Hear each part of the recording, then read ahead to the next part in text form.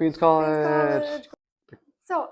Our first question for you today is, what motivated you to transition from teaching music to pursuing software engineering? It's a good question. So, what motivated me were multiple things, honestly. Teaching was a very different career than it was due to COVID in 2020. So, I had a very difficult experience since everything kind of changed at that time. At the same time, I also had lots of love and passion for computers, and many friends who were already software engineers at the time who were really motivating me and telling me, hey, you should maybe try this out. This seems like something that's up your alley. Also, as well, like just looking for like better opportunities, being able to seek a better life for myself and my family. So I think that that was my main motivation as well. Thank you. Our next question for you, how did your time at the Learning Commons and tutoring students help you prepare for this role at Google? Yeah, so actually, I would say from all the things at Queens College, the main thing that got me, I feel like, the position at Google was actually being a tutor at the Learning Commons, because Google and lots of big tech companies really value communication and specifically being able to explain your thought process out loud. So being a tutor, working with tons of students and explaining technical subjects to them every single day really gave me lots of experience to just enunciate and verbalize my thoughts. So I feel like that actually was one of the biggest assets because I do believe that I might not be the fastest programmer or the fastest lead coder is what we call it, right? But I was able to communicate and basically have a full-on conversation with my interviewers, and that actually was able to get me forward in the on-site interview process. Thank you, Jorge.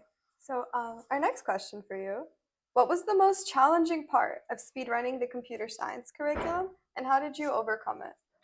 Yeah, I mean, so the hardest part about doing this computer science degree in what I found was actually the shortest possible time frame at Queens College was just managing my time, because there's a very wide array of quality that you can get in your classes depending on the professors, depending on where you take it, when you take it. So I had to kind of find a way to do well in all of my classes when some of them were incredibly difficult and some of them were not. Um, and then sometimes I maybe didn't have the best instructor, and sometimes I had really great instructors. So it was like a real lots of balancing and figuring out like how I can kind of overall average out my grades to be able to be moderately consistent. So just managing time, finding resources outside of Queens College, such as MIT OpenCourseWare, really helped me solidify my knowledge for harder subjects and subjects that are required more studying on top of that. Thank you. That's great advice. Um, what advice would you give to other career changers aiming to break into tech? Yeah, I think that tech had a very, very big gold rush in the past couple of years, especially during COVID. So lots of people had posted videos about like my life as a software engineer at Google, and like obviously I'm going to be a software engineer at Google, but it's not like all sunshine and rainbows because it was 2.5 years of incredibly difficult work where I put in more effort than anyone else I knew at Queens College, any of my friends. I studied every single day.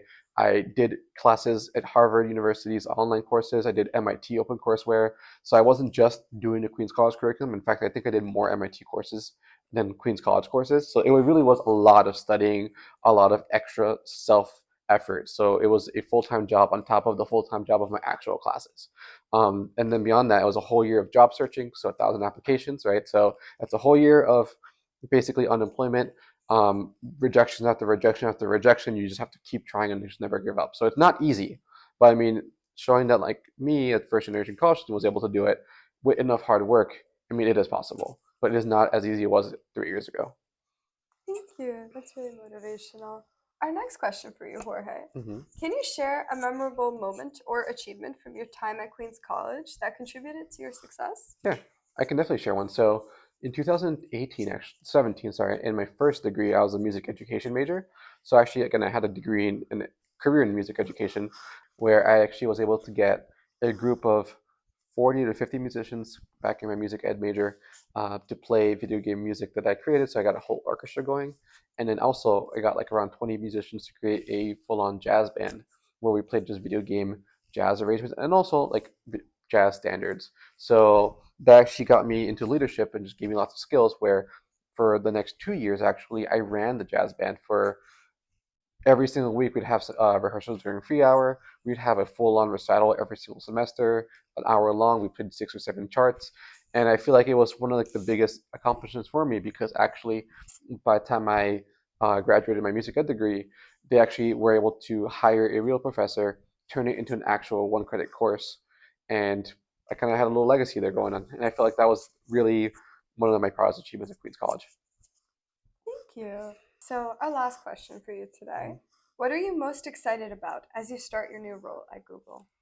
Honestly, I'm really excited about everything. I mean, obviously, it's always take the financial freedom to finally be able to just afford to live, basically, and start my future. Be able to just one day buy a house and just start moving forward in my life outside of college, outside of like the early years of your 20s. So I'm super excited for that. And also, one of the biggest perks of Google, which I'm super, super, super excited, is just the ability to work with some of the smartest people in the world. And that's honestly one of the biggest privileges, especially because I'm going to be in Cambridge, which is between Harvard and MIT. There are going to be some really, really intelligent people there, and I get to learn from them. And I think that's a really big privilege as well, because I mean, it's one thing to be like a big fish in a small pond, but when you're a small fish in a huge pond, right? Like you have a lot of room to grow. So I'm really excited to grow, learn from everyone, and just absorb as much information as I can because this really is a privilege, just being around so many smart people. So I'm definitely excited for that. And most importantly, I'm really excited for the breakfast, lunch, and dinner that's offered in the office. I'm not gonna lie, that's one of my favorite perks.